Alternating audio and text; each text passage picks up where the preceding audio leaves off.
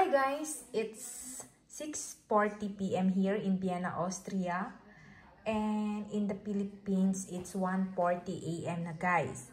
So ngayon guys, it's winter time. So 7 hours difference tayo guys. 7 hours difference tayo guys.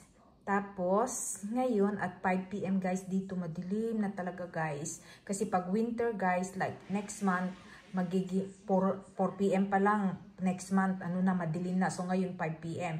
So, pag summer naman guys, 9:30 ng gabi bago magdilim. So, then pag summer time is 6 hours difference from Vienna to Philippines. Winter, 7 hours difference. So, eto guys, nagluto ako na. I don't know what the name of this, kind of pasta, noodle, ribbon.